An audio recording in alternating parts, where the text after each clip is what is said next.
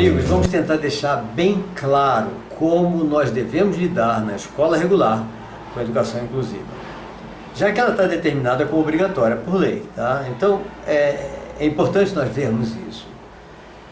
Eu sou o professor Roberto Anderson, eu me dedico ao estudo da forma neuropsíquica de nós obtermos o aprendizado, tá? Tem alguns livros publicados e que podem ser adquiridos.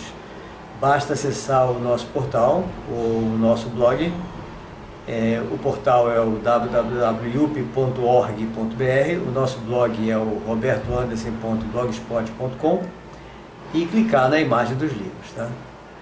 Bom, as dúvidas que tenho recebido sobre educação inclusiva mostram bem claramente que há, na maioria dos professores regulares, nenhum comprometimento em relação à aprendizagem do aluno especial que está na sua classe e nem muito menos comprometimento com a sua inclusão social entre seus colegas. Isso é terrível. Os professores estão simplesmente ignorando a presença em sala desses alunos. E quando existe um cuidador, então, desligam-se totalmente do aluno, como se existissem dois ambientes distintos na sala. O dos alunos regulares, com ele, professor regular, e o dos alunos especiais, com seus cuidadores. Para facilitar a compreensão, vamos organizar esse tema aproveitando as perguntas, os questionamentos, as reclamações que são feitas pelos professores que estão se sentindo obrigados a fazer algo para o qual eles acham que não foram contratados.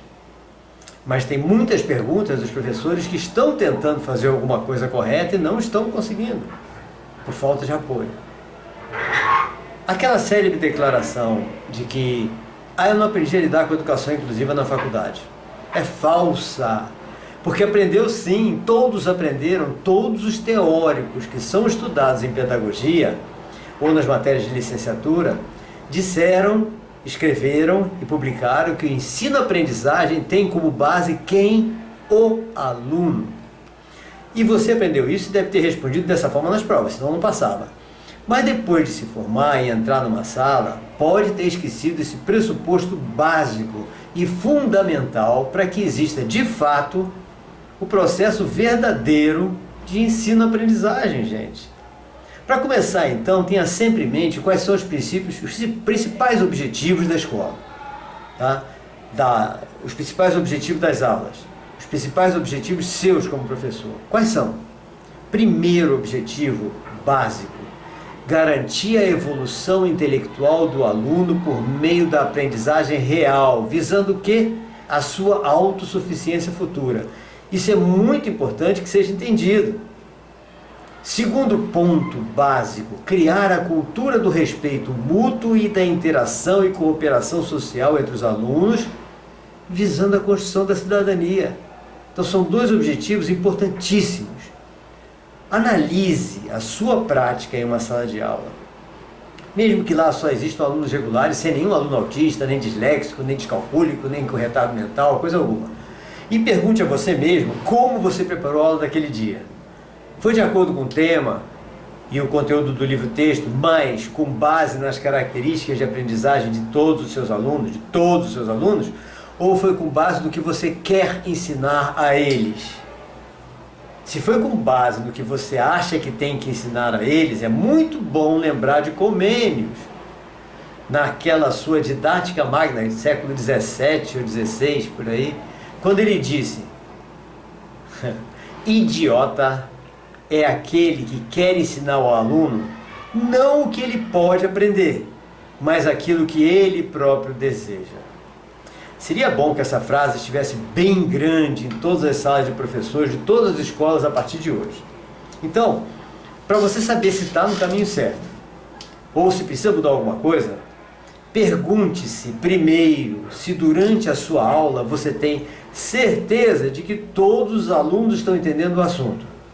Pergunte-se também se ao final da sua aula você tem certeza de que todos tiveram proveito do que você acredita ter ensinado e de que todos evoluíram da forma que você planejou, no conhecimento daquele assunto da sua matéria e dentro do nível de cada um.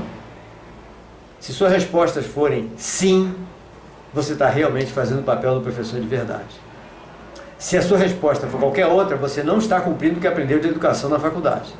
Há dificuldades, muitas. Nós nunca vamos conseguir responder sim, sinceramente. Mas nós temos que buscar esse sim o tempo todo. As dificuldades estão aí para nós descobrirmos formas de mudar a nossa metodologia para alcançar aquele aluno que nós não estamos alcançando. Vamos ver como fazer então em qualquer sala de aula regular, com ou sem qualquer aluno considerado de inclusão, porque a existência do aluno de inclusão apenas vai evidenciar com muito mais clareza as diferenças no nível de entendimento que já existem em qualquer sala de aula. Infelizmente, grande parte dos professores entram e saem de suas salas de aula sem conseguirem perceber que naquela sala há alunos que entendem o que ele fala, mas há alunos que não conseguem acompanhar seu raciocínio quando ele explica os assuntos. Então, nessas análises, o foco tem que estar sempre em todos os alunos. Quem são esses todos? 1.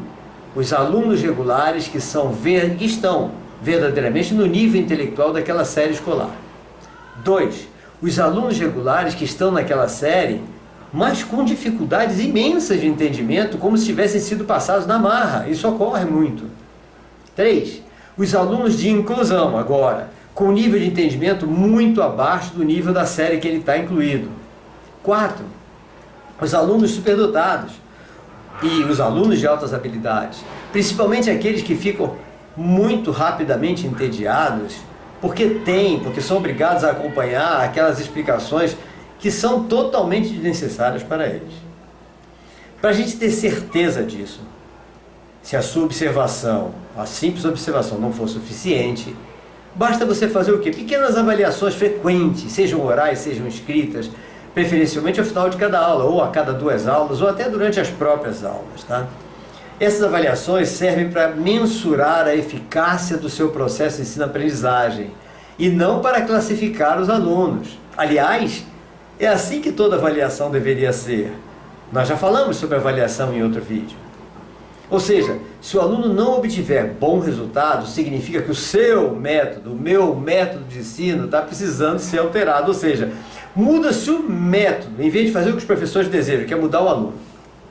Lembre-se que há diferenças imensas na capacidade de aprender dos alunos. Meninos, por exemplo, eles entendem de forma diferente das meninas. Isso sem contar com as dificuldades específicas de cada menino e de cada menina, mesmo sem serem especiais. Sejamos muito sinceros, então. Se não estivermos alcançando a aprendizagem total, temos que experimentar algum outro método para o nosso ensino, modificá-lo. Agora vamos dar, então, a primeira sugestão para socorrer aquele professor que percebeu que não está alcançando sucesso para a aprendizagem, com a aprendizagem de todos os seus alunos, mas que quer fazer alguma coisa. Então vamos ver. Planeje a sua atividade em 2 ou 3 etapas, tá? Na primeira, você apresenta o tema da aula de forma que chame a atenção e desperte a curiosidade de todos os seus alunos. Isso é marketing, tá? Para isso, precisa apenas que você ligue o assunto da aula a algum assunto de interesse de todos os alunos da sala. Isso vai exigir de você o quê? Lógico, o pleno conhecimento do assunto que você está dando, mas também a sua dedicação ao seu conhecimento geral, ouvindo, assistindo noticiários, telejornais, lendo revistas, jornais, etc. Tá? Eu, por exemplo, embora eu goste muito de assistir os telejornais, noticiários, ler revistas e jornais, eu uso para isso diariamente o Twitter. Porque no Twitter eu acompanho todas as agências de notícias de todos os assuntos que eu leciono e que me interessam. Economiza muito meu tempo, tá?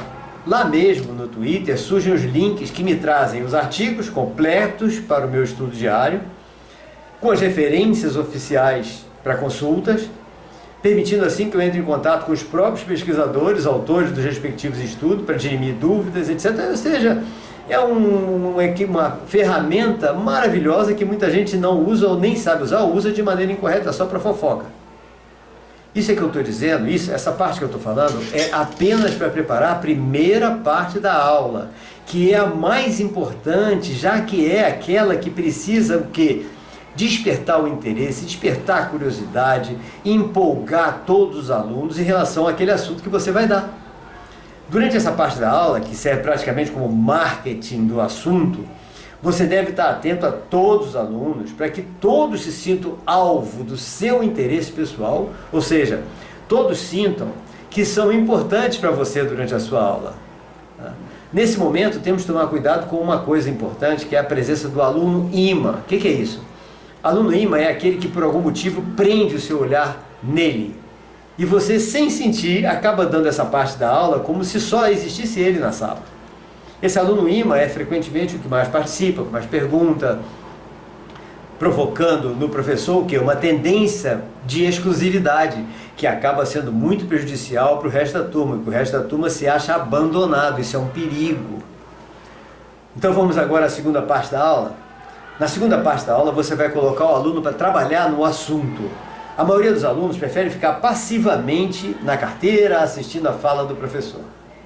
Alguns até estão acompanhando mesmo, outros estão desligados e outros estão dormindo. Alguns estão falando no celular. Coloque então todos para trabalhar o assunto por meio de estudo dirigido, que pode ser tanto individual como estudo em grupo, tá? Os questionários que você vai preparar para esse estudo devem ser elaborados, lógico, respeitando-se sempre aqueles dois objetivos que nós vimos antes. Nunca podemos sair daqueles dois objetivos. Nada na aula pode fugir daqueles objetivos. Se alguma atividade não atender a eles, ela tem que ser mudada, adaptada, tá? Então haverá o quê?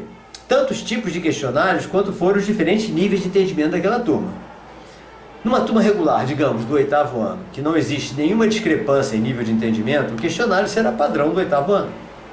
Se nessa turma houver um aluno autista, por exemplo, no nível do 2º ano, o questionário desse aluno será com o mesmo cabeçalho, no mesmo formato, sobre o mesmo tema da aula, mas com atividades adaptadas ao seu nível de entendimento atual.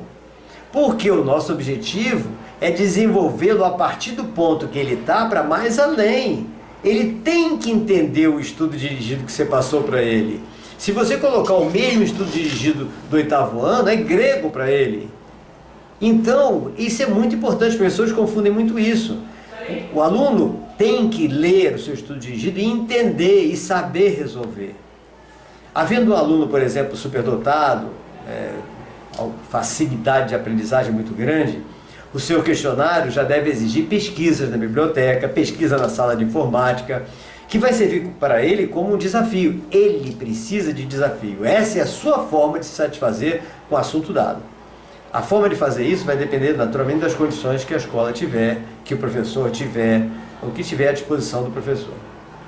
Durante essa parte da aula, o professor vai estar visitando cada grupo, se o estudo dirigido for em grupo, ou visitando cada carteira, se for estudo dirigido individual, onde ele vai ficar observando as dificuldades de cada grupo, de cada aluno, e analisar em que momento ele precisa parar todo mundo e chamar a atenção de todos para uma explicação específica ou de interesse geral, que ele viu que está todo mundo com certa dificuldade em algum ponto. Então essa é a segunda parte da parte expositiva da aula, é para tirar dúvidas sobre alguma coisa que ele está vendo que todo mundo está em dúvida. Esse passeio do professor pelos grupos já serve também como uma forma de avaliar quais os pontos que precisam ser alterados na sua metodologia, sempre visando garantir a aprendizagem de todos e, em paralelo, garantir também que está sendo construída a cultura do respeito, a cultura da interação social, a cultura da cooperação, que é a inclusão. Ok? Bom, isso não vamos nos estender muito, é a parte de hoje, tá? Mandem seus questionamentos, perguntas, comentários, sugestões para o meu e-mail, robertoanderson@gmail.com, ou mandem pelo WhatsApp também, 71999135956, que eu vou responder as perguntas que vierem. As demais perguntas vão estar no próximo vídeo e espero que chegue o mais rápido possível. É um grande prazer estar com vocês, como sempre. Um forte abraço e até o nosso próximo encontro.